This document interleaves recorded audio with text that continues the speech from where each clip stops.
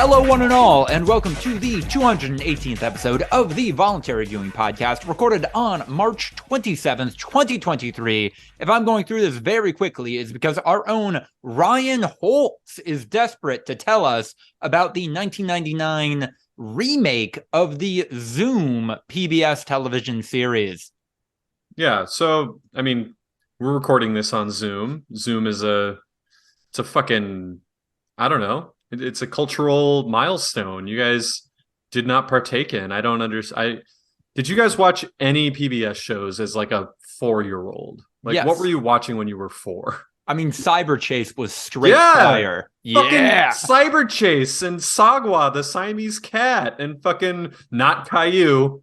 Never Caillou. The meme of like, thank you for all the not you good. Yeah. Like, it's all the PBS shit. Between the Lions, read Between the Lions. Oh, yeah, that was a good these one. are fucking bops. And I don't know any of these. You know Caillou, I'm sure. No. I do know Caillou. I didn't watch it, but I am aware of what Caillou is. You didn't watch fucking PBS Kids. Not, I mean, what were you watching on TV as a fucking larva? As like when your brain's not ready to I don't know, actually man. watch TV. NCIS. I don't know. Like NCIS with your parents. Jesus Christ. Okay. Looks like we found semen and fecal matter in the victim's ear canal. 4-year-old Andrew. Just like, what?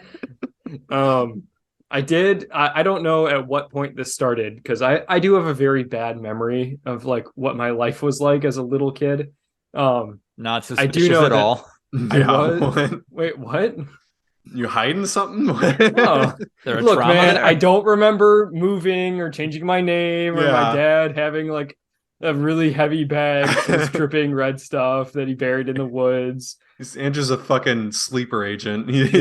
We're gonna say a code word sometime. I don't remember combat training and speaking Russian. Like I don't. Ukrainian none of that something, shit like... happened, and you can't convince me it did. But I did watch a lot of like reruns of old shows with my parents. I did that too. A lot of like MASH and Matlock I watched a lot of MASH. and Walker Texas Ranger and shit like that. And like VHS tapes of fucking the Berenstain Bears and yes. Yeah, I did. Okay, I did a lot watch of the bear Berenstain stuff. Bears. I did watch Little Bear. Of course. Did you watch Little Bear? Because I was like, I did watch those. those. I confused those in my head. Those are two separate properties. There's a lot. No, of they are. I did watch Bear Little Bear. properties. I think that was younger though. Like I think that was like more little kid. That's what I'm saying. When you were a fucking larva, what were you watching? Like when we don't really have much of a memory of those times. I watched Arthur. That's PBS Arthur. Kids. Yeah, that's PBS Kids. Yeah.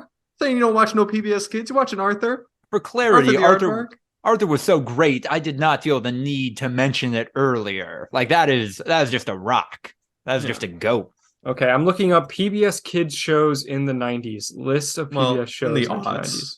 Well, late 90s, I guess, early aughts. If we're talking about like 4 years old, that's 1999. Well, when your birthday's late in the year. Anyway. Yeah. Right around 9/11, what was Zoom's lineup? Or what was PBS Kids' lineup on 9/11? You can actually find that. There's a great website called TV Tango, and it's got this feature that's like, what was on TV during your birthday? And like you can just use it to find any day, like just lie and say your birthday was whatever day. Okay, so I'm looking. There's Arthur, Barney. Where in Time is Carmen Sandiego? I never watched that shit. You didn't watch Carmen Sandiego? Nah, dude. I knew who she was. I didn't watch it. Where in the world is Carmen Sandiego? Oh shit! I forgot about Dragon Tales. Dragon Tales. I watched Dragon Tales. Of course, there was Reading Rainbow. Everyone knows Reading Rainbow. Bill Nye the Science Guy was on PBS. They might have syndicated it. I'm curious about that. I forgot about Clifford the Big Red Dog, and I didn't like that one as a kid because I was frustrated by the fact that the dogs and the humans never talk to each other. I did watch Clifford the Big Red Dog, definitely. Not my favorite. I think Cyber Chase and Dragon Tales were personal hits for me, but bro, we're getting back on topic. Fucking Zoom might have been actual peak. This show was just a bunch of kids like dumbass kids like us, just like dancing around, and then they'd like do an experiment, and then they'd like cook some shit that was always like looked not good. Like anything that they cooked didn't look tasty. They'd like play a game. Someone would come out and like, I don't know, they dress up in costumes and like perform and shit, because they're all just actors, obviously. Yeah. So it's just like, haha, a fun activity to do with your friends is to do a skit. And then like they do this like professionally executed skit with like these very talented child actors, and it's like, I want to do that. And that's probably where I got my start in like wanting to make movies that continued. Is that how Zoom was fucking litty. That was the inspiration for your Batman video that you made in high school? No, that was probably inspired by watching The Dark Knight, obviously. No, they had a fucking lit theme song at the end, because they'd be like, hey, everyone, send us mail about like shit we should do. Like, all you kids out there, tell us what to do. We're running out of ideas. Give us some idea. And the song would go like, you gotta send us Z-mail. And they'd say, send it to Zoom.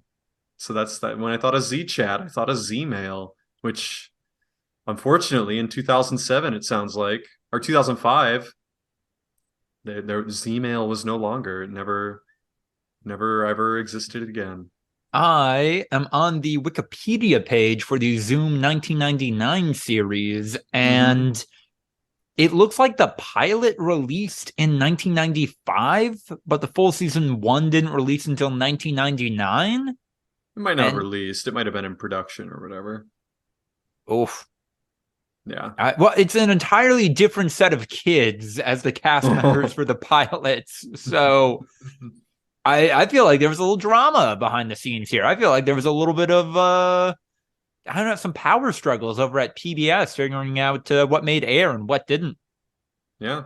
There's a couple of the kids who have blue links. They don't seem particularly notable. Jared Nathan's got some. Oh, he's dead. Oh. Yeah. He died at the age of 21 from a car accident. Yeah. All right. Well, yeah.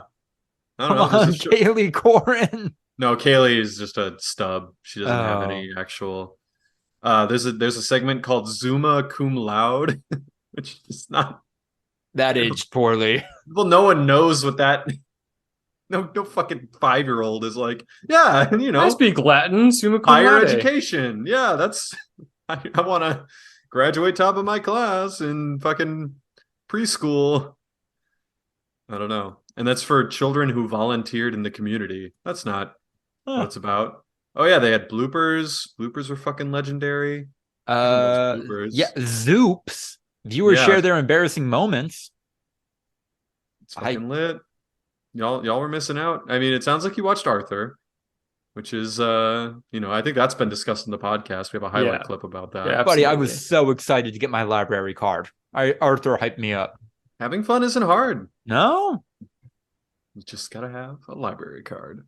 What TV programming used to be before YouTube, before social media, and then the Soup and Tosh.0, then taking that over, and now TikTok. Ryan, you had a point? There's a PBS Kids wiki on fandom. And they have the structure, the satellite schedule for June 11th, 2001. So I would have been like 2 days before my 5th birthday. And let me tell you, it's got fucking just bangers wall to wall. JJ the Jet Plane. Absolutely. That's little kid shit, but hey, we don't judge. Between the Lions, of course. Just straight up Barney. Just a certified hood classic. Zaboomafoo. I don't know how I forgot about Zaboomafoo. Like, that's, come on, man. There's fucking lemurs jumping around. Oh my god. Now. Yeah, those fucking guys. Yeah. I never saw it. Wow. I've been yelled at many times about this. Mr. Rogers' Neighborhood. Fucking, of course. That was before he died, I think, because I remember he died when we were in kindergarten. It was like, oh shit, how do we tell all these kids that Mr. Rogers is dead? Teletubbies, of course. Miss me with that. Miss me with Teletubbies. Not a fan. Miss me with Teletubbies. I mean, that's definitely like baby show. It's I don't think it was for the same audience as, like Cyber Chase. No, definitely not. Same with like Barney and even JJ the Jet Plane. Then you got Arthur. You're getting into the heavy hitters. Caillou, oof, fucking big oof. Rough. Clifford the Big Red Dog, and then does it repeat? No, they keep going. Oh. They have some repeats. Sesame Street, Wishbone, whatever that is. Zoom that was the talking Jack Russell Terrier that told you stories. I don't actually know that one, so Andrew, I know that one because Jade made me watch a full episode like a couple of weeks ago. Whoa. Damn. Okay, fair. Zoom had the prime 4 p.m. time slot, like right after the kids are locked home. in. Yeah, they got a snack, they got some chips, some popcorn. They're about to just sit down and watch. Then Reading Rainbow, solid, and more Zaboomafoo and more Between the Lions. It's just different, man. They just had it all. What is PBS Kids doing nowadays? Does it still happen? Well, no, they're indoctrinating the kids to not want Trump to be president. Right. That's what they're doing. They're taking the kids and making them gay, of course. Didn't they lose the rights to Sesame Street, or can they not make new episodes? Oh, Magic School Bus reboot. Damn. Oh, okay, shit. Hold on. What? Hold on. There's a Magic School Bus reboot called The Magic School Bus Rides Again, and I'm just gonna. I didn't even know that aired on TV. Magic School Bus Rides Again. Yeah. What is this? Fast and Furious? Yeah, no. Two school, two bus magic with the frizz. No, I didn't. Yeah, the fucking what's the family? Kid? Okay. Yeah, Arnold, the one that's all like nervous and shit. Please let this be a normal race. Yeah, your family when you're in your with the family. diesel. No way. Do you think Arnold has capped somebody? I feel like Arnold. Yeah, Arnold at this point in his life, that man has faced so much trauma. He's homeless. Come on, Arnold. Don't you want to get home to your parents? The only way out is if you cap this snitch. You got to take him out, man. Come on, do it. I have been inside of my friend, and I killed a dinosaur. And he fucking takes off his helmet in space and straight up freezes. Oh, he dead. No, I didn't know that Magic School Bus was a TV show. For me, that only existed as you come in after recess and there's a TV cart in the front of the classroom and everyone's just fucking hype as shit. Here we go. We're about to have just like an hour of like dark room watching Magic School Bus, man. School is going to be lit. They have Barney and the Backyard Gang. All right. That doesn't sound G-rated, but okay. Zaboomafoo. I don't know if that's a reboot. Huh? The Proud Family is definitely a step up. I feel like that's Disney Channel, but hey, Curious George, legendary stuff. I don't know. Mr. Rogers' Neighborhood, I'm guessing that's old episodes. I didn't know that they did that in HD. So are kids just like watching a full slate of HD programming and then like some guy in the 90s and like 360p? I don't know. That sounds weird. Berenstain Bears are coming along. Okay. I didn't watch this. There was a show that's worse than Teletubbies, and it's called Booba. Unironically, Boobah. And my little cousins watched that, and it was nightmare fuel. It was so much worse than Teletubbies. It's just a fever dream version of Teletubbies with like creepy bean people, and they just like skin monsters. They just like laugh and dance. That's the whole thing. And like the camera's like kind of pushing in and pulling out to make it. I don't know what they're going for, but like, damn.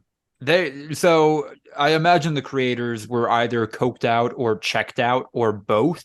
First sentence in the description: British exercise show for toddlers from the creators of Teletubbies. Yeah. No, it's so much worse, man. It's scary. Like when you're watching the colors and everything, and it's just them like looking at the camera and like, ooh, and they don't make noises. They just kind of like, oh, and like laugh. It is, wow. That uncovered some shit. I don't like this. I don't like this at all. Ugh. Shudders. Also on the pod today to talk about some stuff he doesn't like. Andrew Clark responding to the Packers GM's response to Aaron Rodgers' latest appearance on the Pat McAfee show. Andrew Clark, I might have said your name twice in there, Andrew. I'm sorry, but go off, King. It's fine. This is from NFL insider Andrew Clark, reporting live. I want to die. This shit sucks. This is so dumb. This is not what football is supposed to be. When there's drama in basketball, it's fun. It's part of the game. When there's drama like this in football, it's just lame. It sucks. So, long story short, Aaron Rodgers wants to be traded to the Jets. He went on Pat McAfee's show after like months and months and months of like just enigmatic bullshit about how he didn't know if he wanted to retire or return to the Packers or go to a different team. Everyone knew he wanted to leave. He spun some bullshit on Pat McAfee's show about how like he was going to retire, but then the Packers said, "Oh, take your time," and then went behind his back and had secret trade meetings with other teams, and that really pissed him off and motivated him to want to go to the Jets. And like people then just like pointed out things that he had said in the weeks leading up to that like clearly made that bullshit of like him saying like, yeah, it sounds like there's some trade talks going on. He was fully aware and he just spun a lie on the Pat McAfee show. Right. And then also Brian Gutekunst, the GM of the Packers today, said like, yeah, I tried to talk to Aaron a whole bunch and he like literally didn't return my calls. Hell yeah. But I saw something not long after Rodgers said, I want to go to the Jets, you know, because the Jets fan base then went full hog Aaron Rodgers mode. And I saw a clip from an interview that they had put into like a hype video. I think he was on Joe Rogan's podcast. And I don't know when this was, probably like a year ago or something. And he told the story of how he was in college and he had a paper and he failed the paper just because the citations were wrong. It was the wrong style. 14 other kids used that same style and failed, and they all got to have redos. But Aaron Rodgers, didn't get a redo. And so I went to my professor in her office hours and said, how come the other students get to redo their paper and I don't? And she said, because you're an entitled athlete. What do you think you're even going to do with your life? He said, I'm going to go play in the NFL. And she said, no, you're not. You're going to amount to nothing. You're going to be a loser. You're not going to do anything with your life. And I said, watch me. And I was just like, oh, cool. A made up story. just fucking totally fake. I mean, like just the most Gary V grind set bullshit you could possibly see. That could have been a LinkedIn post by anyone. Yeah. You can put the fucking Homelander rant like cut behind it. The like, I'm sick of being persecuted for my strength, and then it just cuts and Metro don't try, and he's just throwing touchdowns and winning rings, and they're like, fucking dunk on that idiot college professor, and it's like, y'all. It was like a Migos song, and like he said like, watch me, and it's like, drinking dope turn me to a superhero. That's what it is. Like all of the Jets fans were just like coming in their pants. They're like, oh man, like I would love Aaron Rodgers to be my quarterback. It won't be exhausting at all.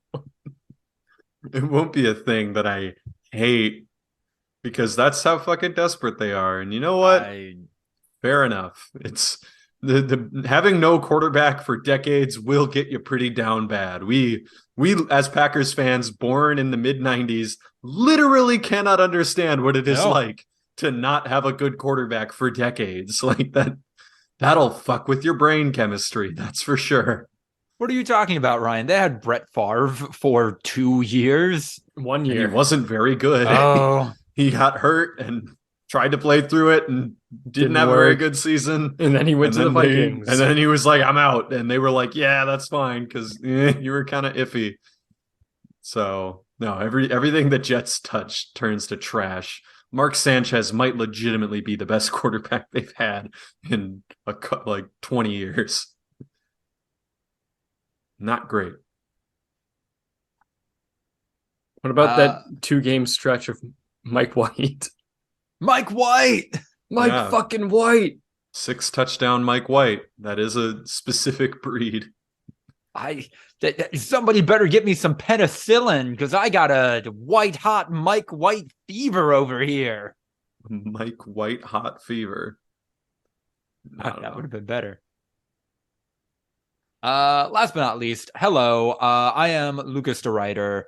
God, do I have anything? I don't know if I have anything. You've been to Little Tokyo, right, Lucas? Yeah. What'd you think?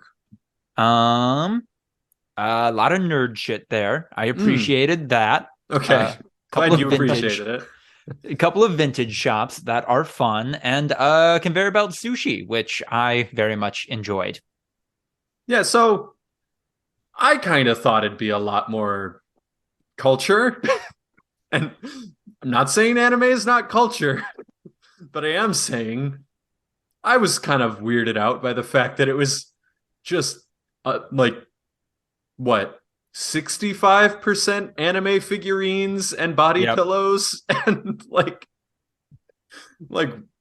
I don't know. It's Japan's main export, baby. Yeah, like weeb culture and not like kind of authentic, cool Japanese culture. I'm not saying it's not authentic, but like, come on, man. You know what I'm saying. They have more than the one thing. Yeah. Yeah. So my defense to that is that at least that I can recall, they were independently owned stores. Like this wasn't, I don't know, Andrew, whatever the scam like otaku place that moved into a mall near you is. Oh yeah, that place. They're not doing that. I think there was a retro video game shop. I went in that shop. Yeah, it was cool. It was literally like within sightline. There were 4 different anime toys, figurines, and body pillows stores. Like the video game store was lit. They had a bunch of CRT TVs that were like hooked up playing old Nintendo and PS1 games and shit. That was awesome. That's kind of thought that'd be a little bit larger percentage of what was there, but oof, I don't know. And like maybe more food that was actually culturally relevant and good. And I don't know. I was like, damn, I get it. Like it's kind of a touristy area, so a lot of the places are going to be for tourists. And tourists like body pillows, apparently. That doesn't surprise me too much. Maybe because I'm not as bummed out by it as you are, but that does track with some other stuff. I found out recently that Anime Expo, the largest anime convention I attended last year, it's held in the Los Angeles Convention Center.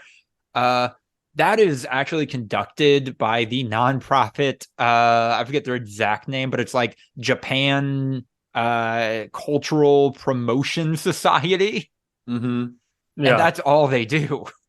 Just Anime Expo. Yeah, Japan trying to get that soft power. It's no, wait, so it's from like the Japanese government, or it's like Americans that want to? Americans, presumably people of a Japanese background, and like that's a big presumption. if that's what they're choosing to be like, yeah, this is what we're focusing on. This is what we're elevating from that culture. I'm not at all surprised that that is what Little Tokyo is like in Los Angeles. At its peak, Little Tokyo had 30,000 Japanese Americans living in the area. And I just wonder how many are there still. I wish it was. When was that peak? Yeah, I don't know. I'm looking for the. Was that 2019 or was it 1947? Yeah, I think it might have been. It could have. I imagine it's one of two things, right? Like it was like the 80s before gentrification really just fucking blew up everything in LA, or it was like pre-World War II, like when pre fucking incarceration and all that shit, internment.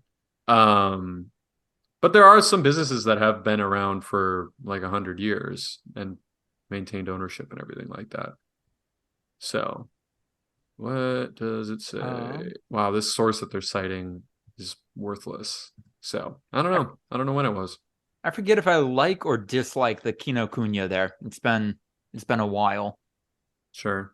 They either always had or always didn't have the manga I wanted to buy, and it's been too long for me to remember. Got a place called Tobacco Hut. Yeah. That sounds cool. There was a rooftop garden that was closed because there was a wedding. Oh. So we didn't get to go to that. We went up in the elevator all the way up, and then it had a rope that said closed for private event. And we saw it was like the ceremony was happening like 20 feet away from us. Y'all just go there to take a trip there, or you have something nearby? Just hang out. Yeah, touristing in your own city, fun. Right. Also, I believe one other thing that was cool about Little Tokyo, I think they had one of the first unionized Starbucks in Los Angeles, but that was unfortunately closed down, presumably because Starbucks didn't like that there was a unionized Starbucks. Pretty much. Yeah, I don't know. One of the interesting facts was that it was one of 3 remaining Japan towns in the United States. I was like, damn, it's not many. Not many at all. Yeah. So and we have, I don't know if it's many, but a fair number of bullets to get to in news of the week. Democratic Senator Maria Cantwell, whose biggest owners are Microsoft employees, blasts Japan and Sony, speaking of Japan, for allowing the company to have a monopoly of 98% of the high-end game market, yet Japan's government has allowed Sony to engage in blatant anti-competitive conduct through exclusive details and payments to game publishers, establishing games that are among the most popular in Japan, end quote. So she just made up that number, right? So I think that number exists because Nintendo and the Nintendo Switch is not counted as a high-end gaming device. Right. Yeah, but again, like Microsoft has a huge presence. Like I don't even know if Sony Not in Japan. Not in Japan. Oh, you're talking about Japan specifically. Yeah. Like this is I think there's some trade negotiation stuff going on between the US and Japan right now. And as a rhetorical tactic to get terms that are more favorable to the U.S. Maria Cantwell is pointing out that, this Japanese company has a monopoly practically on the high-end Japanese gaming market. I assume that this was about, Sony trying to block the Microsoft acquisition of Activision. Try to say that 10 times fast. It's probably backlashing at that. Yeah. I can't even say it once. The Activision acquisition. Activision acquisition. Yeah. Acquisition Activision. It's just like a parappa the rappa thing. Yeah. This is weird. This is I don't know. We've seen a lot of really great headlines lately about legislators, people in power having a better understanding of what video games are. Compared to 30 years ago in the 90s, but this is still, I don't know, this wasn't it, man. This was weird and wasn't saying anything as, I'm sure that sounds scary to people who don't know, video game culture, video games as an industry, but this is, yeah, of course, Microsoft doesn't have much of a share of Japan, a market they have never tried to market themselves towards. Right. Also, there's no way that takes into account PC gaming too. Like the Switch must be discounted, but like, I promise that there's more than 2% PC infiltration in Japan. Like from fucking literal people that I've known from Japan that have gaming PCs. Like there's just no way that must be discounted as well. Like high-end video game console, and it's like when you start putting a bunch of qualifiers on something, it loses all meaning. Like, they got League, they got StarCraft over there. You're not playing that on if you're playing that on a console, what are you doing, idiot? I don't even know if those games release on console. So yeah, I don't know, just kind of weird. It's funny, it's classic America that like for us we're like so split. It's like Sony or Microsoft, who do you like, blah blah blah blah, and then like in other countries they're very much just like, no, yeah, it's ours. we choose ours.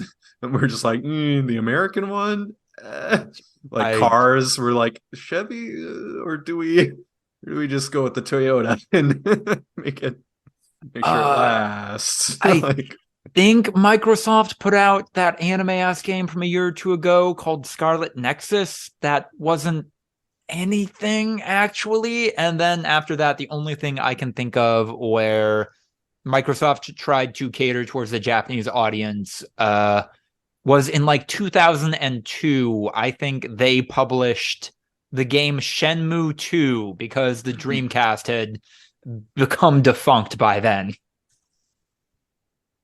Damn. Nice. Speaking of defunct, or about to be defunct, Lucas, tell us about Pornhub. I don't think it's going anywhere.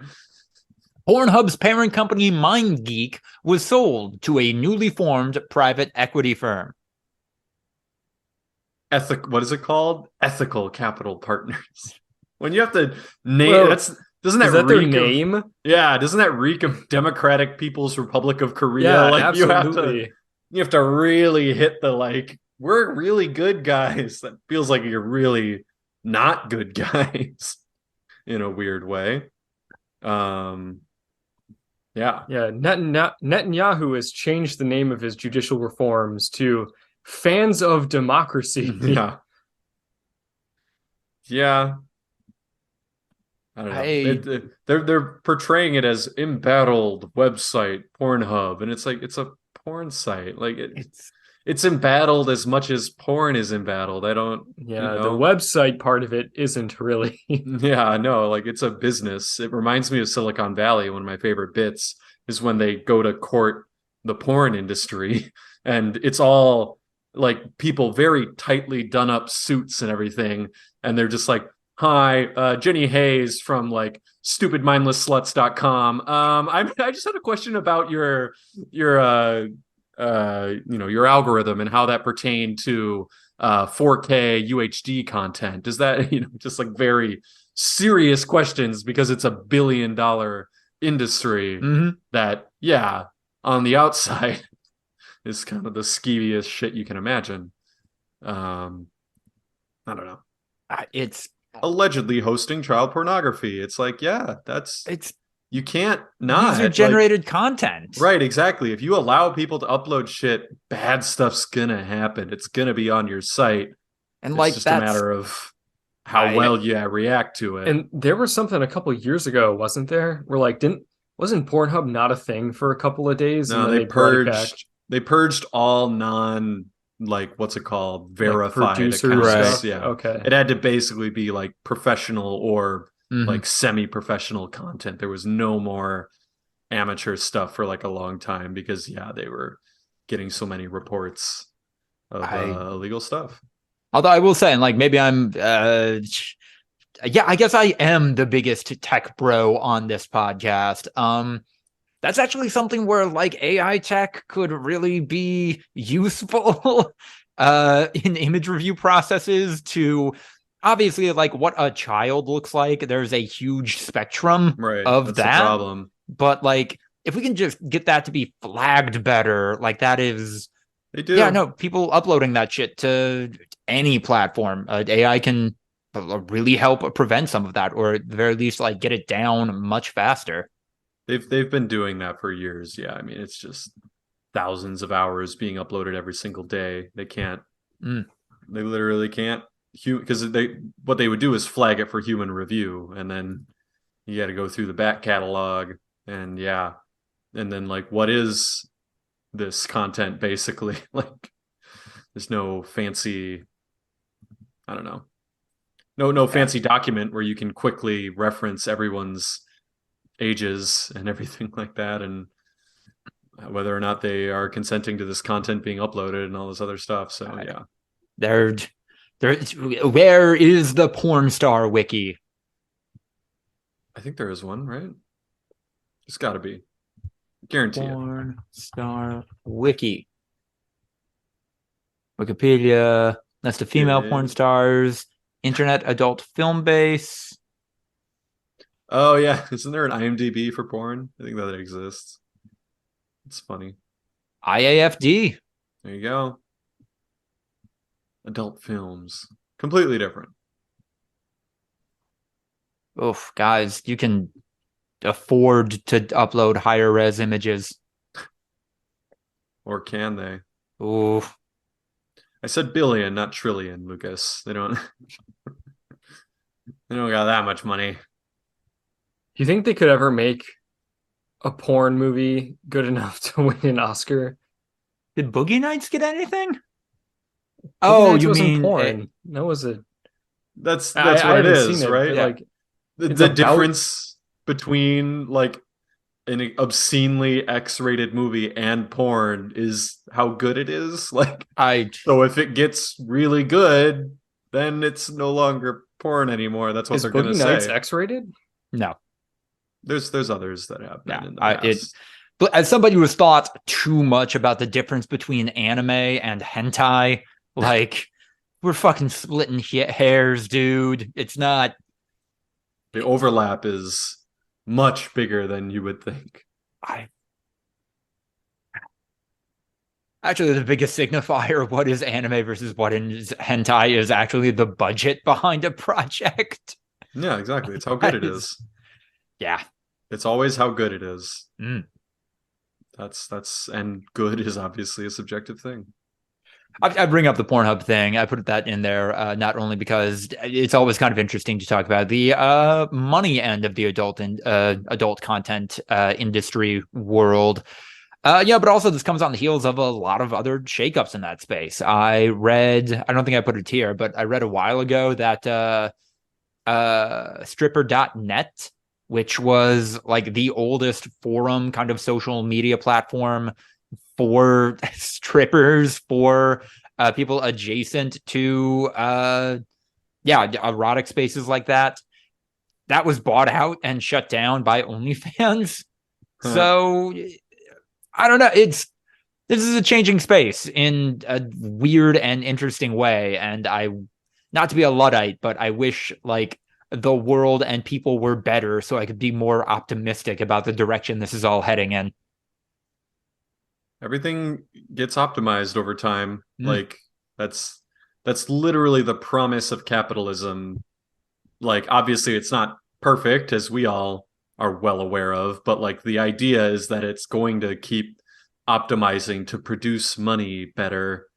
And if someone enters the space with a better idea of producing money, then all the old kind of gets forced out, and it's almost never good for the majority of the population. The new optimization that is better than whatever we used to have. So, yeah. I mean, it's funny to read old newspaper articles from like the 40s and 50s and how they talk about how like our prediction for the year 2000 is everyone's only going to work 20 hours a week because new technology is going to make everything so much better that we're going to be able to keep productivity high without having so much human labor. And it's just like, ha, ha, ha, ha, ha, ha. Like, the opposite has happened. Somehow, along the way, we were told we need side hustles to make a living wage. I don't know what happened, but something went wrong. there's been a mistake because yeah, you were right about the technology. In a lot of ways, you were underestimating the amount of technological development we would have. We put someone on the moon 15 years after you wrote this article.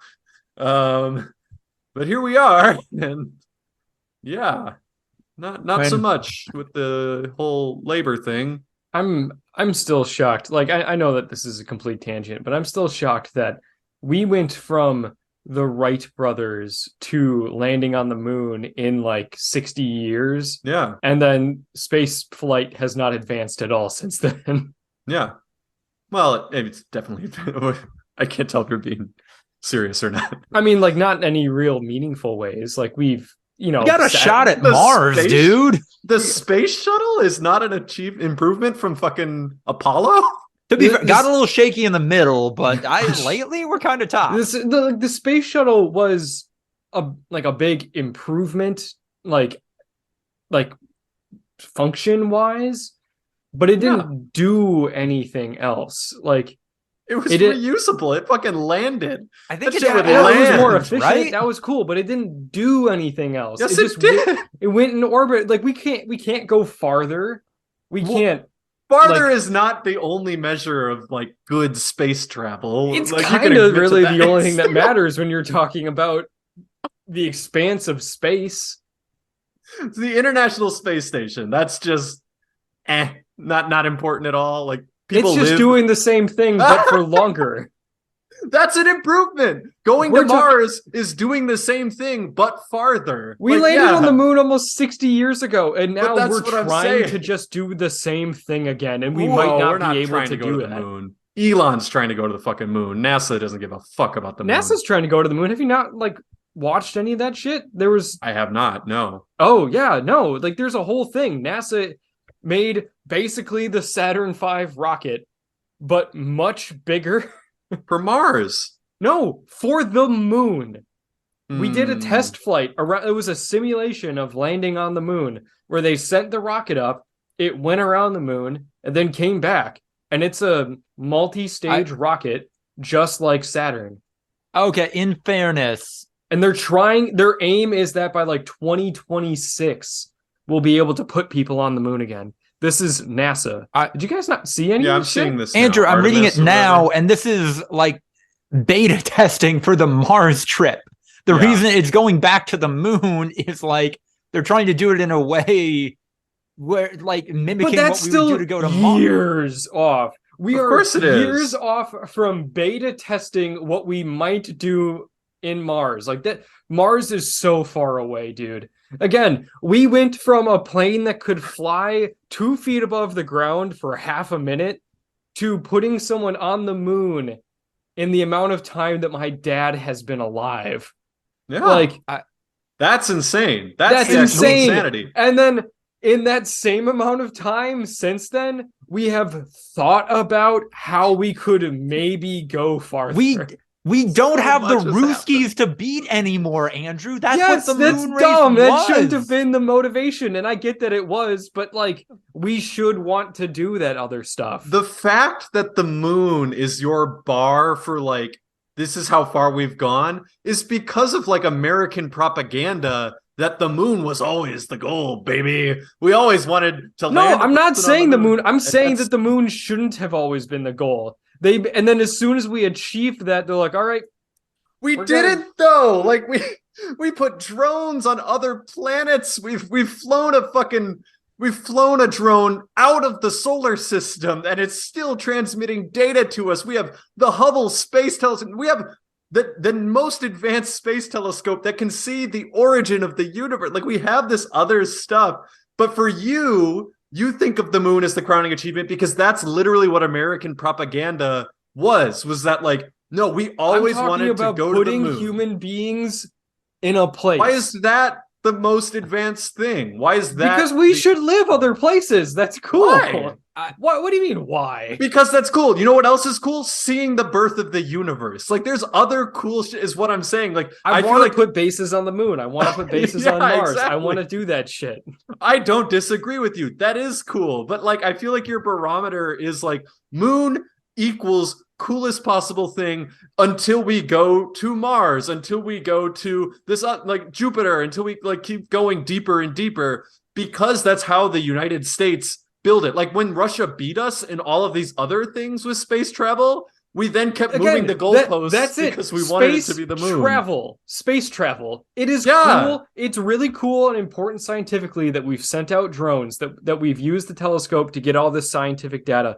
All of that is really cool and important, and it's good. Yeah. It's not space travel. Space travel is a human being going from the Earth to somewhere else. Right. That's what space travel is. Right. Because we have better shit to collect a lot of science. We don't need to put humans there other than for our own fucking egos. Like, we can, and we probably should. It's not just about egos. Like, it is. Come on. The resources that we will need to expand the human race across the solar system and the cosmos, if we want to be a thing that lasts for more than a couple of thousand years, like, that's necessary. I agree. We need to do that. I very much agree. 100%. The scale of human expansion requires resources and bases and requires improving travel and like improving rockets and stuff like that.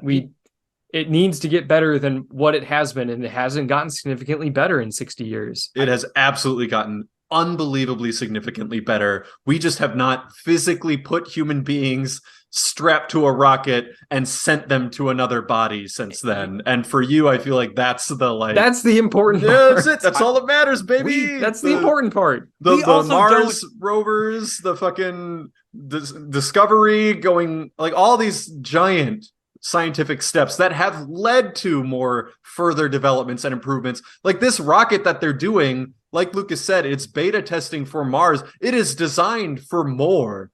We can do the moon literally right now if we wanted to, but we'd have to spend billions of dollars and it'd be pointless because we've done it. Like it's only useful as a stepping stone to do it nowadays. Yeah, we need to have the moon as a stepping stone. We need to have a moon base. That's necessary. The cost of escaping Earth's gravity is too high to make it a thing that we do regularly. There's plenty of other solutions, because going to the moon first is kind of out of the way. Like you can have orbital refueling stations and other stuff like there's other. Required is a strong word. All I'm saying is that I just feel like ignoring decades of space travel. I'm not ignoring it. I'm talking about putting human beings somewhere else. If your principal argument for that is we need that for resources, for greater expansion, I'm going to push back on that even. I think we got robots that are pretty good at gathering resources. I feel like this is that classic tweet of the, I like waffles. Oh, so you're saying pancakes are not important? Like, no, that's a completely different conversation. You're not using waffles as the barometer for human achievement. Yeah. I feel like it's just, I get what you're saying, and I feel like I just think it's because of this propaganda that you're subconsciously falling for, that like the US did this really cool thing, man, and it's so important, and we've never fucking done it again, and it's a bad thing. And it's like, we did do a cool thing, but we've continued the mission, and like Lucas said, we didn't have 2 world wars and a Cold War to fuel like unlimited budgets, essentially. So we've had to start being more economical. And like the stuff that we've done is unbelievable with, I might add, an insane success rate. Like with a success rate that is basically impossible. Like the amount 95%. Of stuff they pull off. That's insane that when you think of what they're doing. It's bad. No, I agree. I completely agree. Like that's the main reason we don't go to the moon. No, the fact that more people have not died in space travel is astounding. Also, most of those weren't like, oh, the math was wrong. That was like human communication error. Shitty. I mean, the Challenger, or was it the Challenger? Both of the space shuttle ones were, because basically human oversight kept flagging these issues, and people kept going like, it's worked for now. Which one blew up on re-entry? Not the Columbia. So Columbia, like I was like, it popped up in a story that I was reading not that long ago, which reminded me the fact that like we knew that it was damaged when it was in space. I always thought that it was this thing that, like, because it was on the underside of the ship, no one was able to see it, and they didn't know that it was damaged until later. No, we knew that it had a good chance of just busting. And they're like, it'll probably be fine. Why don't you guys give it a shot? It was my understanding that they didn't have the capability to like properly repair it with like spacewalks, and it was just kind of like, good chance it's fine. Not really any other options, so... The article I was reading was about a rescue mission to send up this like another space shuttle and transfer the crew, and just risky in and of itself. No, very, very risky. Probably would have just killed both ships. Exactly. It's one of those things where it sucks, but all the astronauts on board would be understanding, sadly enough, like that the realities of what they're faced with, but. Yeah, and I mean, Challenger was the same thing. Like, we knew there was these problems. People pointed it out. They tried, and it just kind of got pushed through anyway. So, given unlimited budgets, it would actually probably be pretty safe. So, I don't know. We do cool shit in space. Space is cool. Yeah. Fund it more. I want to do more cool shit. Like, it's important. We should. I want the human race to expand, and I feel like I'm not going to be able to see it. I think you're... wait, we got it. Andrew gave away the game. Andrew wants to see it himself. I want to see it. Andrew wants to go to our Mars colony, and if he doesn't, that's what this is all about. Okay, I don't mean specifically like see it with my eyes on the ground. I mean, I want to see humanity prosper. But you wouldn't say no. No, absolutely. If offered, you wouldn't say no. So. I have said that if I get the opportunity to go to the Antarctic Research Station, I'd really strongly consider it. In a heartbeat, I'd go to Mars if I wasn't on the initial suicide missions. That's not real. That was some weird private company. NASA would literally never put that sort of mission together. That is, they're basically the do no harm. Elon would do that shit in a heartbeat. SpaceX would prefer it that way. SpaceX doesn't want people to return. Like, they are anti-NASA in that sense, but. Speaking of people who we all kind of didn't want to return, the assault allegations against Justin Roiland have been dismissed, and he claims on Twitter that he knew this attempt to cancel him was always baseless, which makes every studio and creative outlet dropping him once these allegations surfaced odd. And, of course, this case being dropped also doesn't negate the weird, pedophilic, racist DMs that he sent out. It doesn't erase any of those, nor does it... doesn't even really erase the allegations. Yeah. Charges being dropped are not innocence. Like, it never is. That's not what that means. It means the DA... does not think that they're 100% guaranteed to win the case, because that's what it is. Like, you get elected, and if you don't win enough cases, someone else takes your spot. So you only take cases that are basically slam dunks, and 99% of them are just plea deals.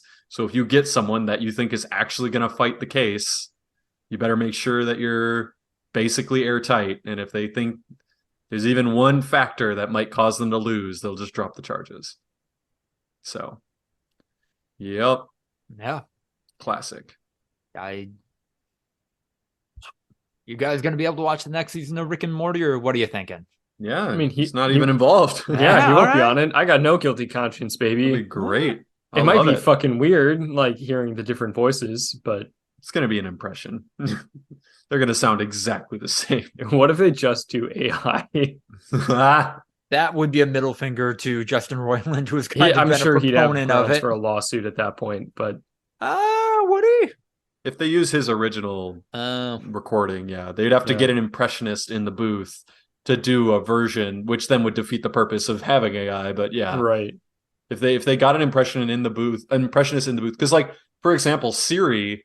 When she was originally developed, like the voice actress, they just had her record a bunch of nonsense syllables and were able to like piece that into every word in the English language.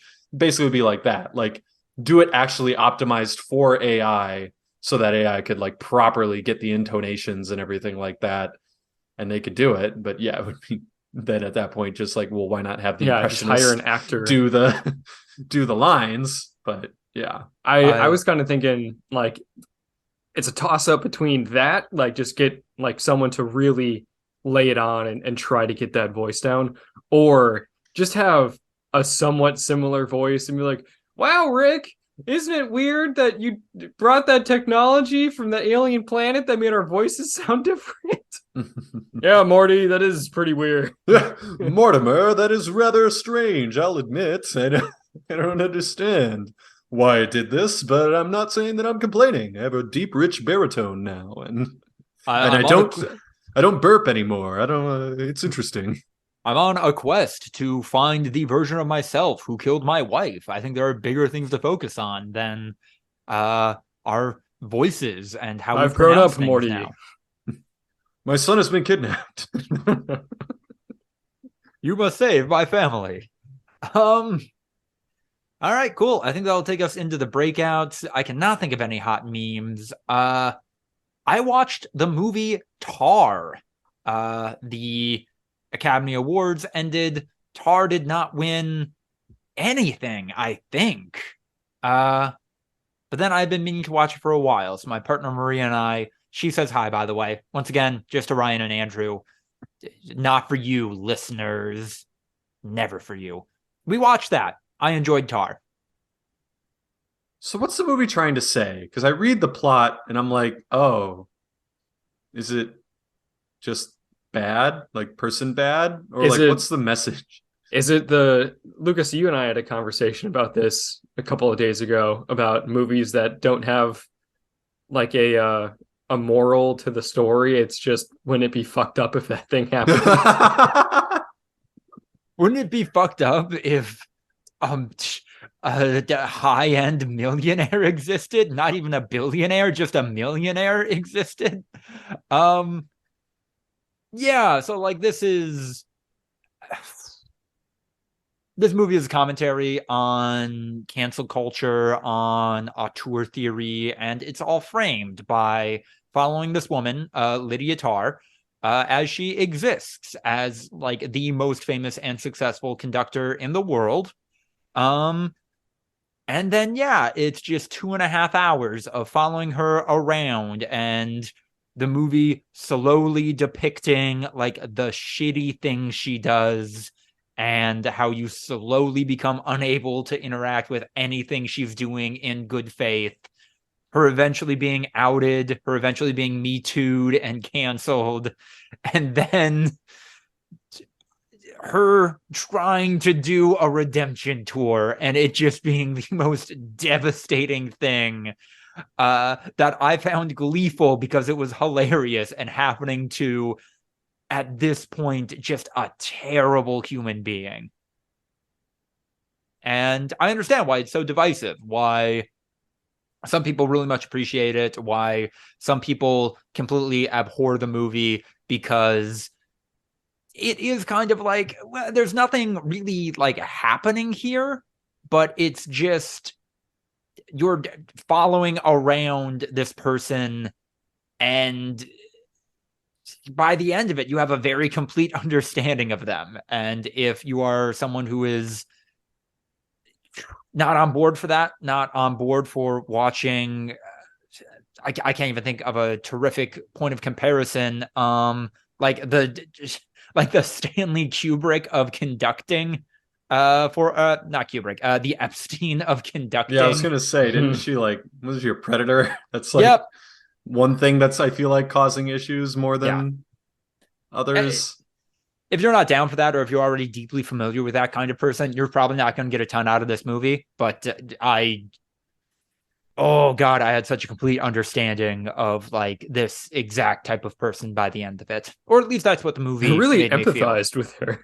So like, and that's the tricky thing. That is like fundamentally, empathy is like you have to be able to understand a person and what they're going through to be able to empathize with them.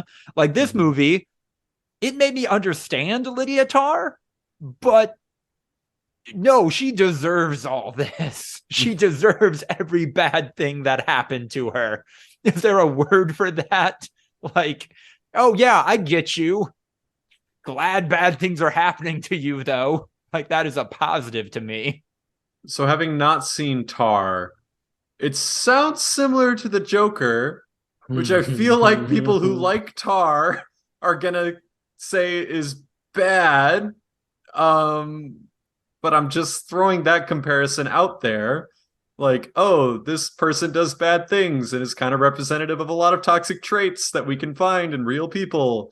But also you understand the motivations behind this person, and they're a very like fully fleshed out character. And I feel like people who like the Joker are not gonna like Tar, and I feel like people who like Tar are not gonna like the Joker, and I'm just ringing some of those bells. And because you didn't watch the Joker, right, Lucas? I have yet to see the Joker. I'm sorry.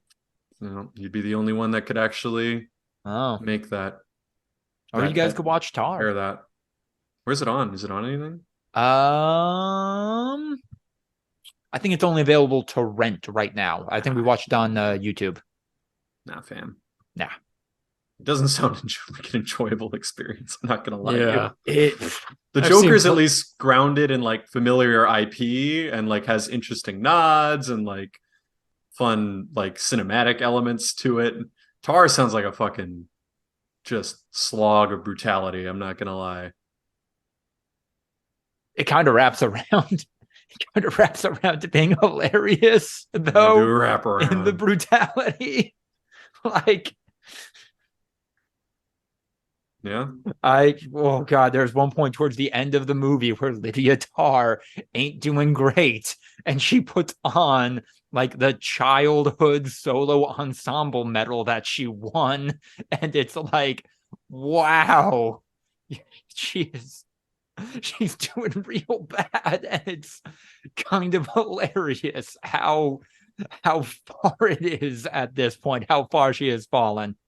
I don't want to see the movie, but I do kind of, just because I have a feeling that many people, including myself, might interpret some of these scenes differently than you did.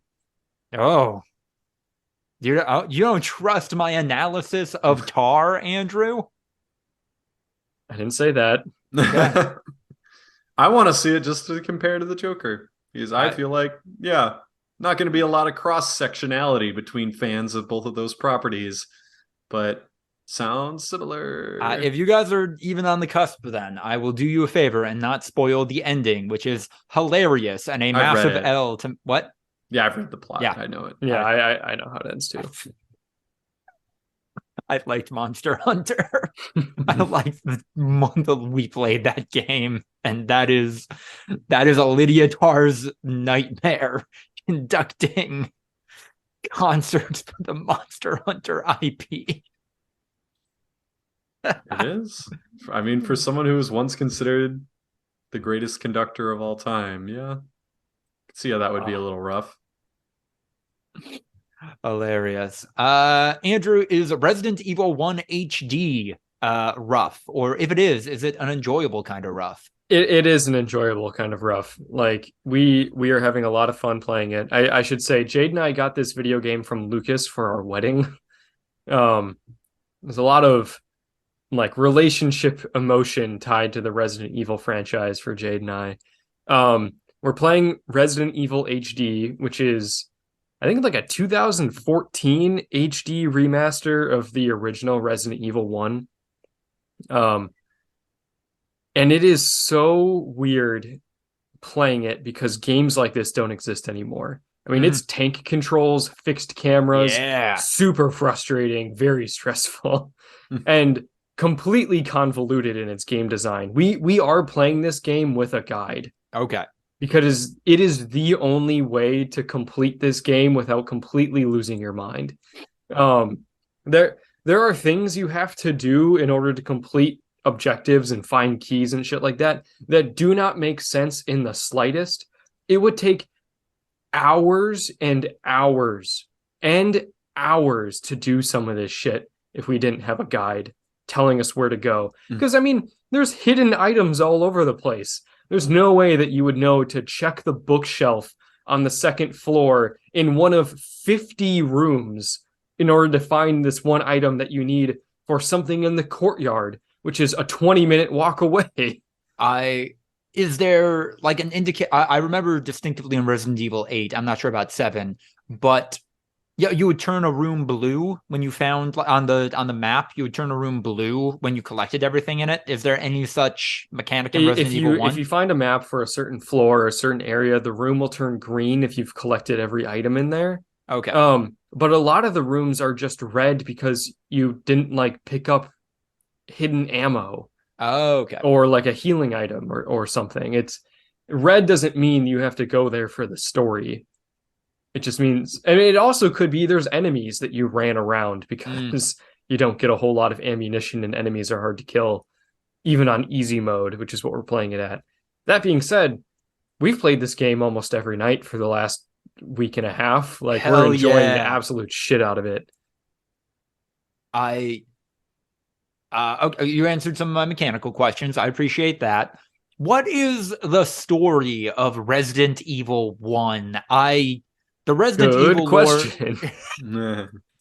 what is the pitch? What is the premise? Super long and short of it is that you play as either Chris Redfield or Jill Valentine, who are both members of STARS, which are basically like the SWAT team of Raccoon City, which is like in the area where the game takes place.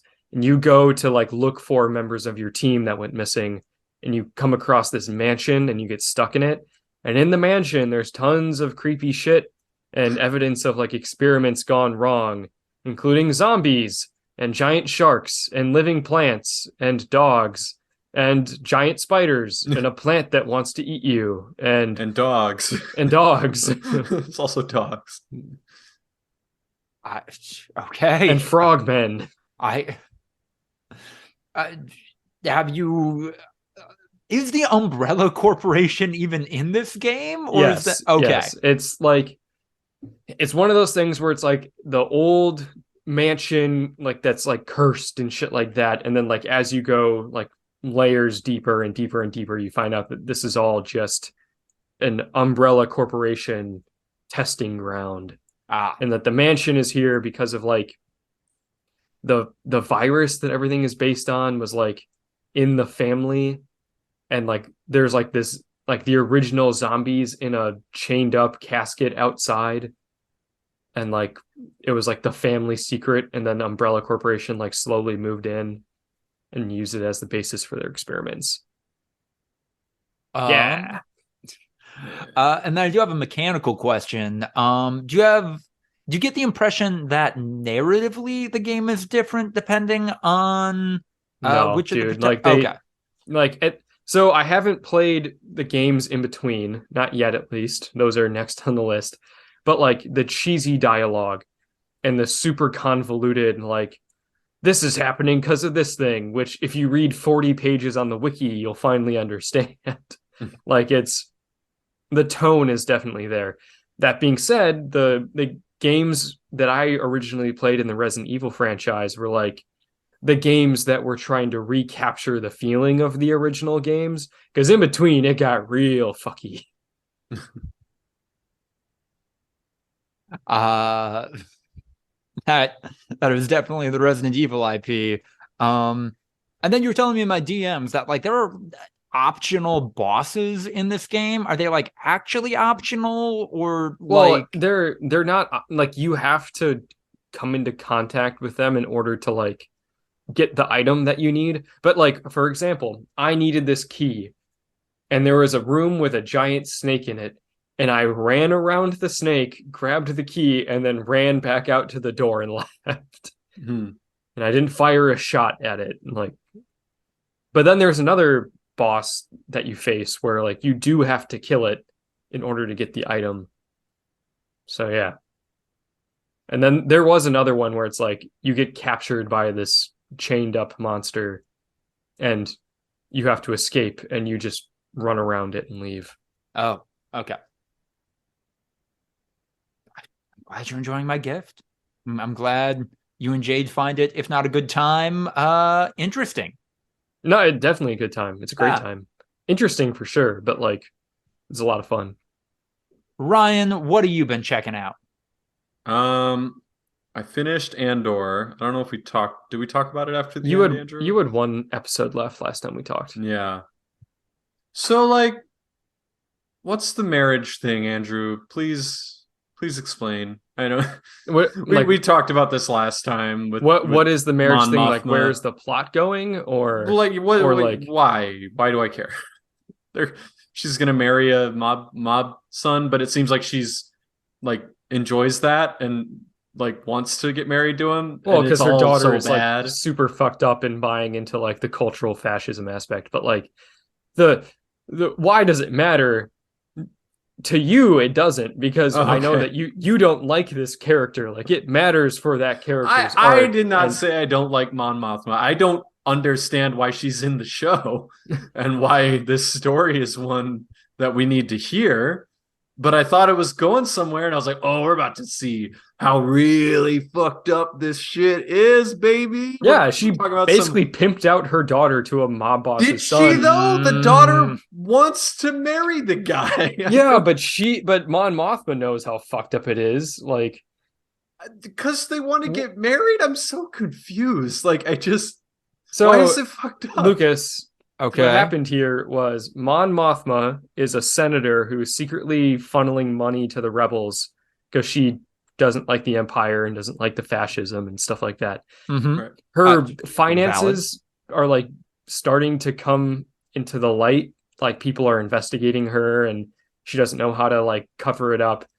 And basically her last outlet is there's a mob boss that she knows from her home planet who is just like a bad dude, but like basically says like, yeah, I can. You don't even hear what he's so bad. Like, what's so bad about him? Like, yeah, just general mob boss, and she's like a hoity-toity rich lady who, like, doesn't part of my like okay, whatever. But like, so he basically says like, yeah, I can offer you like these loans that will cover it up and make it look like it was this charitable shit that you were doing. But your daughter has to marry my son. That is not what he said. He literally says, I want an introduction. Like, they're about the same age. Introduce them. Wait, that was the implication. Like, he might as well have said, like, yeah, like, I'll do this thing for you, but like, if you don't want your store to burn down, you probably got to pay me this thing. Like, that... Is it? Yeah, what? That was... He didn't even threaten her. Like, he literally just said, like, oh, you want me to do this big thing for you?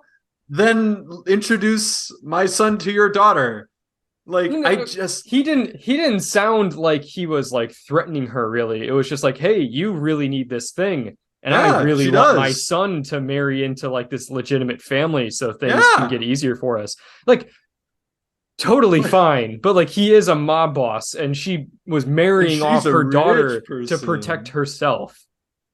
Is she marrying her, though? Once again, the daughter wants this. Like, I don't, as a parent, the daughter doesn't want to marry this guy specifically. The daughter kind of does, though. The daughter got really into like the like cultural supremacy of their people, and like part of their practice is like marrying your kid off to a stranger when they're like 14. And she kind of does want that. Like, I thought it was going to be so much more fucked up. I thought, like, this is why this was in this show, because something real bad's happening here. And it's just like, it's arranged political marriage? Like, you mean like the one that we all know and has been around for hundreds of years and still exists to this day, and people don't condemn it? I feel like it wasn't angled as like, this is the worst thing that has ever happened. It was just something that she didn't want to do, and she still did it to protect herself.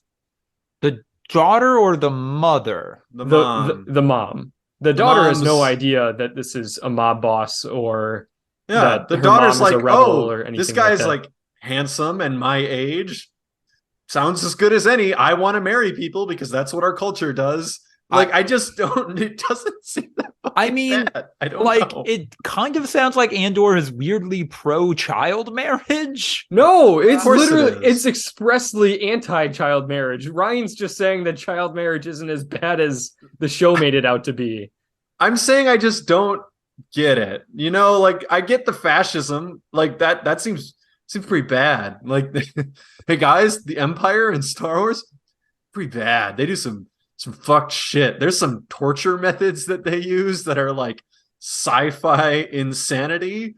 And yeah, so then they're like, oh shit, Mon Mothma, dude, she's going through the ringer, man. They're on her tail. Shit's going down. Wasn't going down. Oh my God, what's she gonna do? There's only one option, and it's so bad. She doesn't want to do it. I'm like, what's this one option? And then the option is, oh, you marry your daughter according to the customs of your home planet. I just do a mom boss. It just doesn't seem that bad.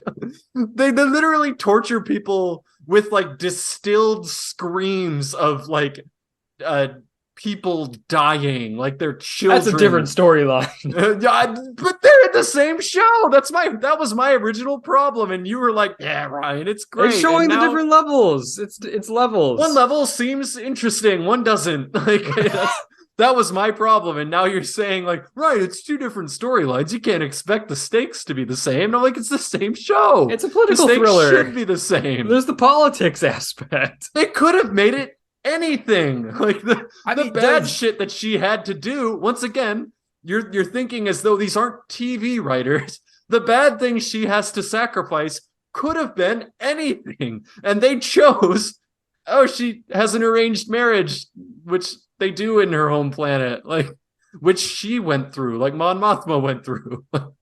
Yeah, that doesn't seem ideal. She hates her husband. No, doesn't seem great. Doing just fine. Like, she's literally a senator and like funneling money to these rebels, and her husband doesn't have a fucking clue. Like, that doesn't seem that bad in the grand scheme compared to like what Bix went through, compared to what Andor went through. Like, seems pretty decent, you know? I'd take that any day. I don't know. That's just me. So that was my core takeaways. I was expecting like a big twist of like, oh shit, I'm gonna get it after this episode, because otherwise I genuinely did like the show. And then now it was just like, oh no. Okay, so you didn't like the Mon Mothma plotline. I really didn't. What about the rest of the show? What about Andor and Luthen and it was interesting. It had a lot to say, and I enjoyed that they went there. It's interesting for like a Star Wars thing to like really go there and not have the Empire be like this cartoon mustache twirler, but have it be made up of like human beings making human choices, which all tracks the banality of evil, as they talk about with like classic Nazism. Like it's boring. It's bullshit. Like which is almost worse. Yeah, exactly. It's the stuff we're doing. It's not someone going like, oh, and then we fucking harvest the baby's organs so that we can, you know, it's fucking okay. It's Joe like, Biden. Yeah, exactly. Our hats have skulls on them. You know what we're about. It's like, oh wow, yeah, we're in a kind of tenuous position right now. Maybe if I work extra hard, I can get a promotion and maybe keep more job security. Like everyone on this call is familiar with. Like, yeah, it's boring, and I like that. I thought that was a fun angle, and Andor was enjoyable to watch on screen, and I liked the final confrontation, which was in the, if I'm not mistaken, was it the final episode or was it the second to last episode? I don't remember. With on the road or whatever, where they're putting the brick in. I think that was the last episode. Okay, yeah, I enjoyed that. Did you like how the dude just beat a dude to death with the brick? The brick, was his mom's ashes. The funeral brick. Well, no. Yes, they're brothers. No, not his own mom. I mean, okay, no. Mom. Okay, yeah. I was like, Andrew, did I really misinterpret? I thought they were just good buddies. No, they were brothers this whole time. No, not brothers. Okay. I meant like with Andor's mom's ashes. Okay, yeah. now that's what I expected. Star Wars is like, we can do Cain and Abel better. Well, no, he beat a Nazi with a funeral brick of a woman that they didn't kill, but like caused the conditions that led to her death. Yeah, like, so it was a very fulfilling moment, and I'm amazed. So is that the Rogue One crew, or no? No, just Andor. The Rogue One crew is, I think, assembled in the movie. So there's no one from this show that's on the Rogue One crew other than Andor and Luthen. Mon Mothma's in that movie. Yeah, but she's not like a she's main not character. fucking boots on the ground, like No. driving the ship and shit like No. that, because she's boring. The She's a fucking politician. the robot on the beach planet that like picks him up, not that. I mean, I'm sure not that specific Not robot. that exact unit. Yeah. They have one of those on the team. Nah, that's funny. That's a fun little wink and nod. I thought when they all got on the spaceship together, I'm like, wait, so is this just the Rogue One crew? No, none of those like, characters are in the movie. I was like, Bix has like movie star good looks. Like she's very Natalie Portman. Like it wouldn't shock me if she's just straight out of the movie, but no, okay, then fair. No, I was surprised that they all just like got away. There was like no further death, really, after the heist. Like, did literally anyone die after the heist? I mean, most of the prisoners. Sure. Yeah, we knew that was happening. Like Bunch Andor's mom, shirts. but yeah, it was like semi.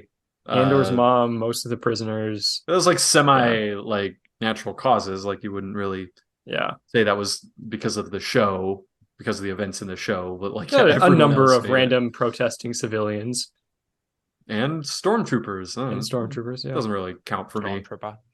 No real person involved, as they say in Succession. The one kid that just threw the fucking IED. Hell yeah. Into the whose protest. dad got murdered just because he was around. Yeah. He was literally an informant. Like he did the thing that they wanted. And then they killed him. Yeah. Then they killed him because Bix was better. So they were like, I guess kill him. It was fun. Yeah, it was just a straight up pipe bomb, which was classic. Ryan, you see the latest episode of Succession, the season 4 premiere? Season 4 premiere. What'd you think of it? Have you seen it? No. Have you watched any Succession? I mean, I've seen the clips. Yeah. You're like Andrew, you're watching Succession in 30 or like 5-minute clips on YouTube one by one. Not even YouTube. Ryan, most of my exposure to Succession comes from people posting like 45-second to 2-minute long videos to Twitter with the caption, "Oh man, this scene," or "LOL, you go, Logan," or something like that. I mean it's back. Like it's still itself. It's very authentic. I love that it's not like devolved into parody of itself at this point, which happens. So it ending this season makes sense. Like if you want to go out when you're still relevant and still able to like stay true to the story that you're telling and everything, then fair. Sounds like some of the actors weren't really informed that this was going to be the last season and kind of found out when they started shooting the finale. Like they were like, wait, so this is it? Which is kind of spoilery. Like now I know like major shit goes down that can only go down in a series finale, in this finale, but there you go. So I don't know. It's good. It's good TV. How's Cousin Greg doing? Is he coming up yet? Cousin Greg is like full scumbag mode. He's he's literally one of the worst characters in the show. Here we go. Greg's in his scumbag era. Let's go, gang. Scum boys. Full blown scum, which is great because like that was Tom's goal from the very beginning, is like teach Greg how to be a scummy rich person. And now like the person who's most annoyed by Greg being scummy is Tom.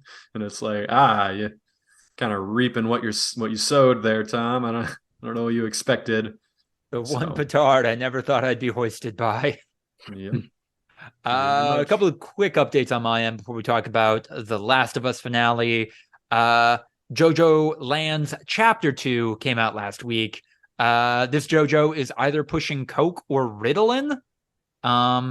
I think those are the only two.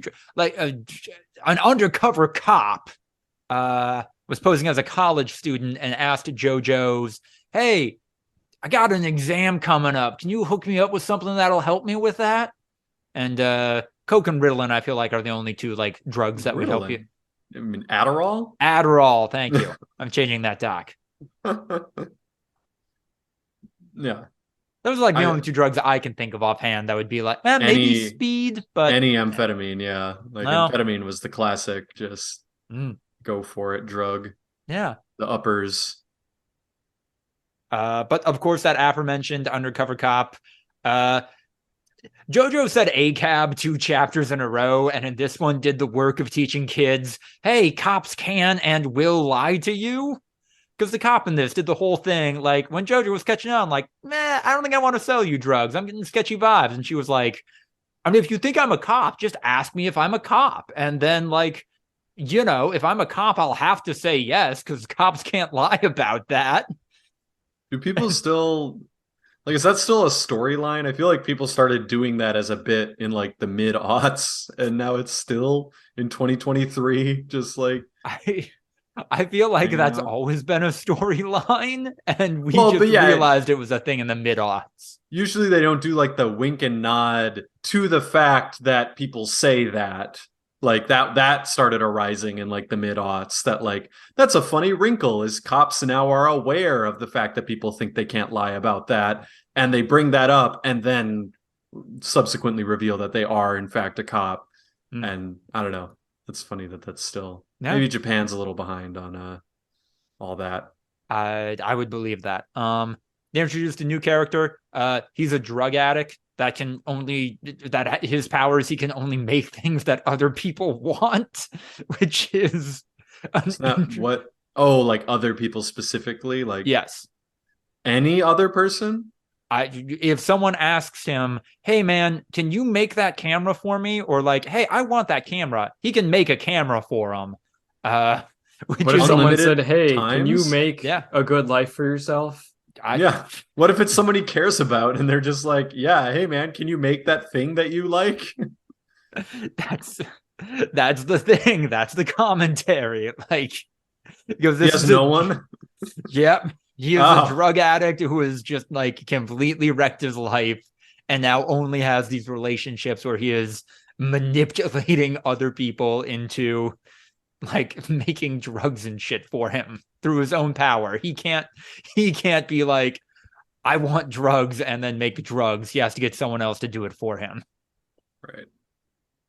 And then Kashibe Rohan, the world's greatest manga artist, is back and still the world's greatest manga artist. And I'm looking forward to it because in the original part where he showed up, his dynamic was just, what if this hyper competent adult versus 3 scumbag teenagers, and now there are 4 scumbag teenagers, and we're lining it up again, and it's gonna go great.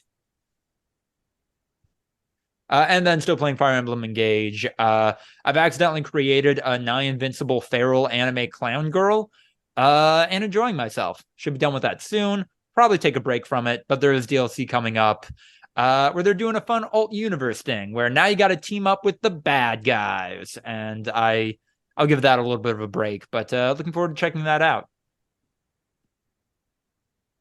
Am I the only one who thought that maybe people internal to the Last of Us TV show are some of the only people on the planet who think The Last of Us 2 is where it's at? That maybe they hustled along through season 1 a little bit so they could get to season 2? That was my immediate reaction after watching the season 1 finale. They did not hustle along season 1 in order to get to season 2. Not in order. They did. It is weird that it was paced the way that it was, because I feel like they could have taken their time. But also, that's not how production works. They didn't cut this season short so they could start working on season 2 earlier when season 2 hadn't even been greenlit. I have an even more cynical take that we had expressed previously, where like there were some changes made to the plot of The Last of Us in the TV adaptation, so that the stuff introduced in the second game is a more natural flow for the TV show.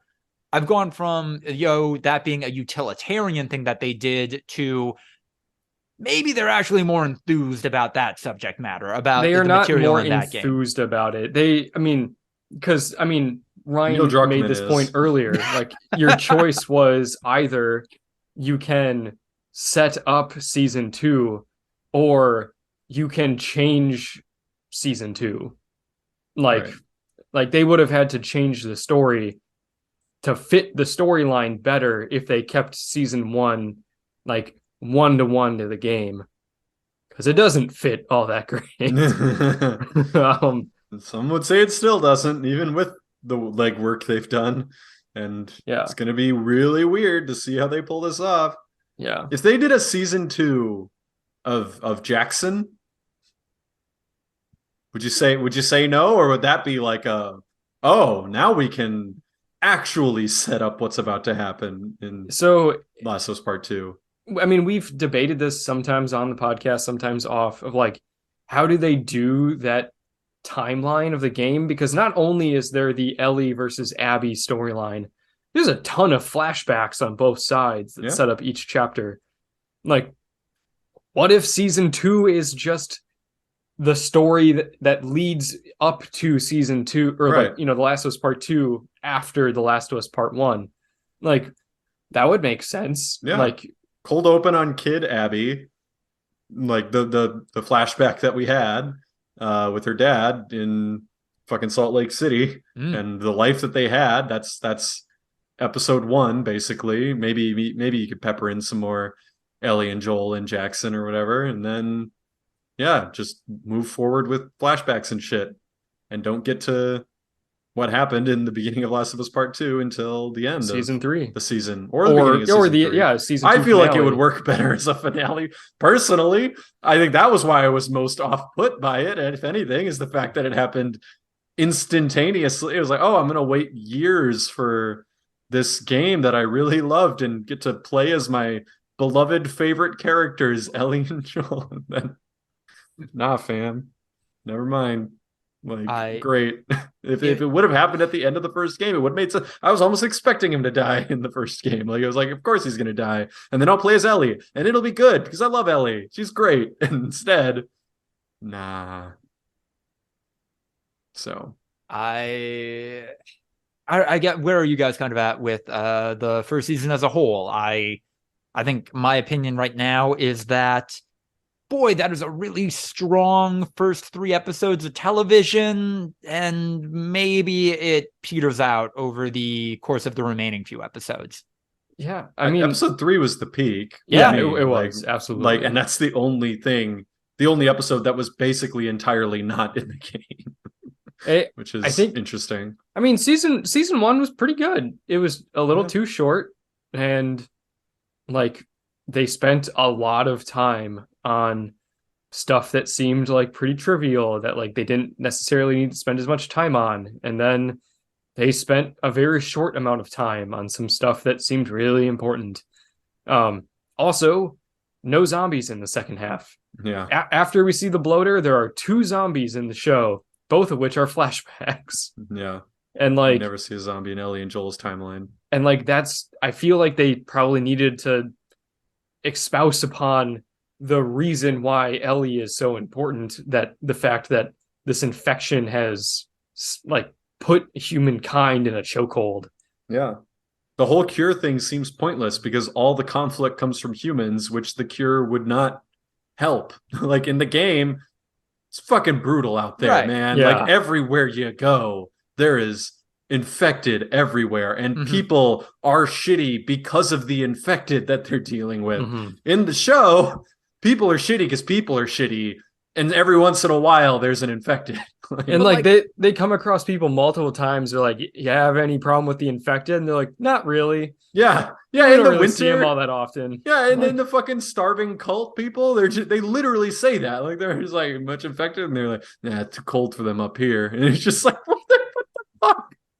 But then, like, that tracks with the politics of the second game, right? That in that game, like, things aren't bad because the zombies made it bad. Things are bad because the game believes that people are fundamentally bad and seeking violence and revenge. Right, but I feel like it's more, and that's another thing that, once again, doesn't track with the first game. But I think it's more that, like, this conflict has allowed strength to once again become the most important trait in humanity. Like, it's reduced humanity to less than what it could be. Nothing else is allowed to shine. Humanity is once again back to like feudal days where you have to respect strength. And strength is this damn thing near that animalistic, even like beyond like feudal society. Like, it's kind of like primal. Survival of the fittest, quite literally. Like, we have these tools that were for a more enlightened time, with like fucking cars and shit like that, but it's being used by a time where it's just straight brutality, like the world that weird red-pilled men like crave, where it's like just pure physical strength and domination is the only trait that is relevant, and credit to the show in episode 3, or maybe just Nick Offerman showing just how much of a good time it would be for a doomsday prepper.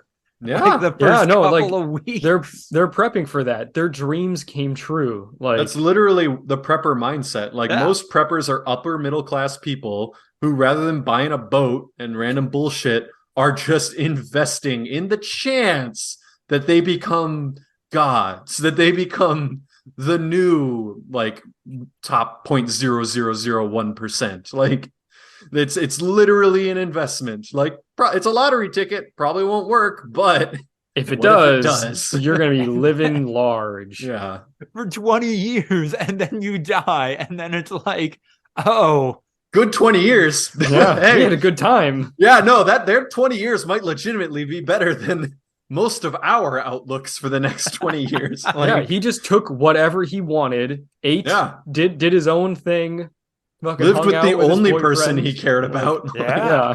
They got into jogging, got into gardening together. Lived an objectively better life than he did before the outbreak.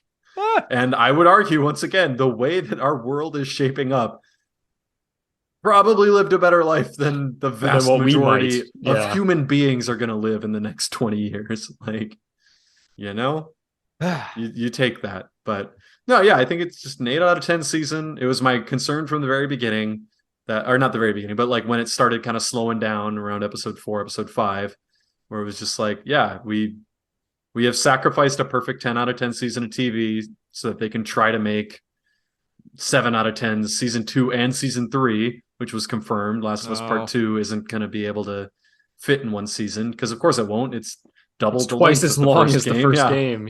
So of course that won't work. Someone on Reddit, did I say that in the podcast? Someone on Reddit fixing the whole cannibal cult episode and just making it basically like splitting it into 2 episodes and having the reveal of the fact that like David knows who Ellie is be the end of the first episode. And the first episode is Ellie surviving on her own, trying to care for Joel, running into them, fighting off infected, building this trust between them, and then it being revealed that like he actually knows who she is.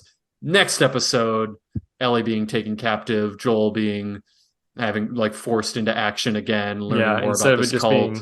Like instead of just all fucking rushed, because that's the most important part of her character development, or it should have been. I don't know that it was in the show. There were so many. Go ahead. There were so many times in the podcast where they were talking about like, and in the game we established this relationship or whatever because they would like fight off the infected, and like that's just not something we were able to do. Like, but why? You are in charge of this. You get to decide what happens.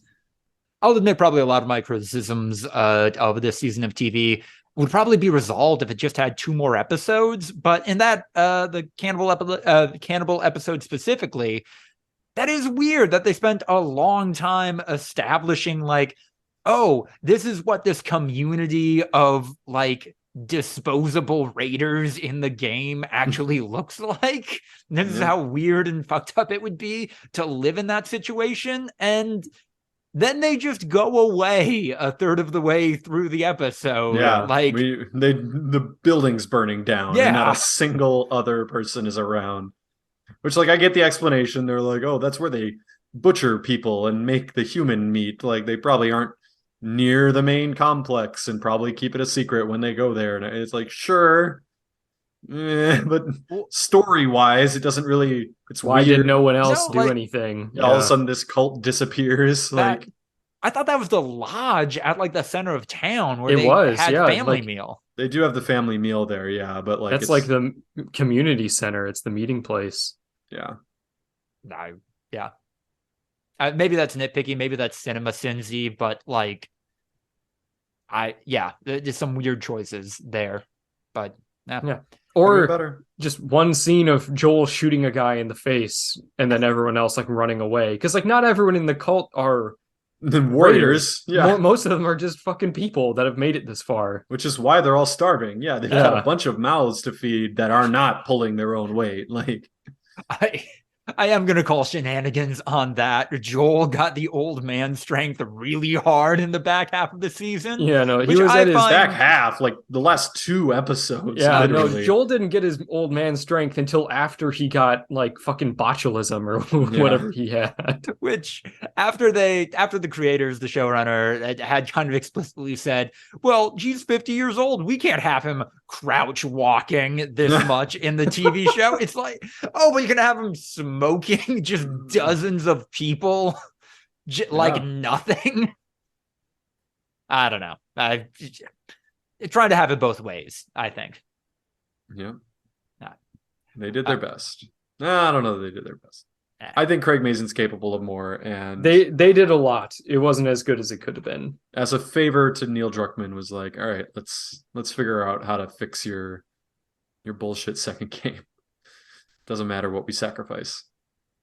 We're getting a little long in this one, so I will gloss this over. Chainsaw Man manga, very good right now. I have no idea what's going to happen in tomorrow's chapter, and I am very excited about that.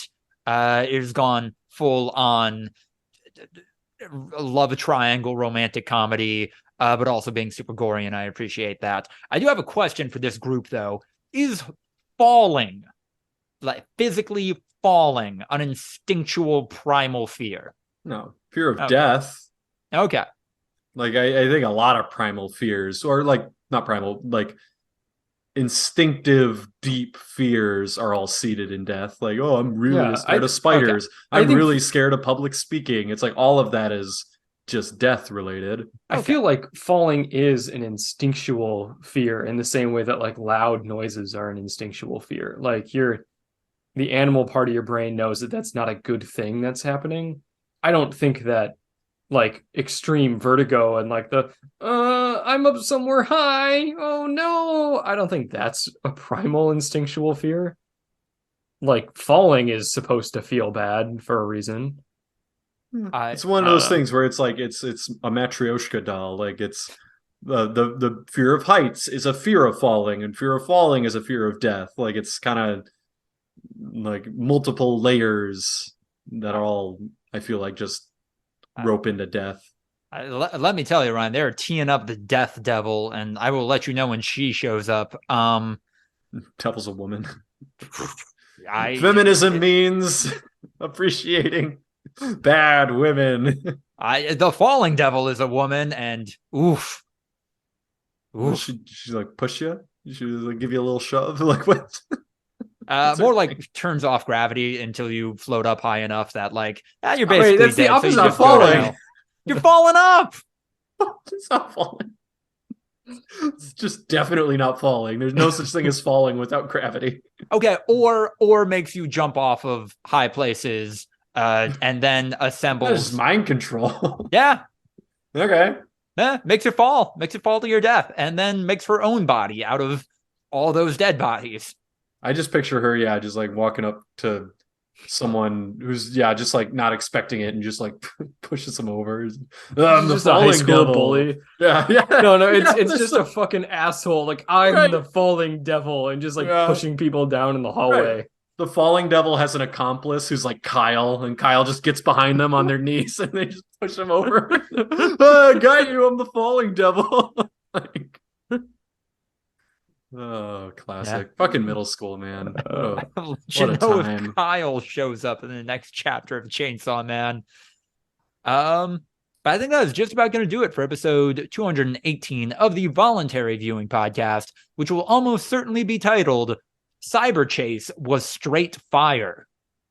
If you like what you heard, like, comment, subscribe, etc., support us on the Anchor Podcast platform or on Patreon, where you can join the likes of the terrific Tiffany Cole, Sucky Badger, and sensual Richard Nixon.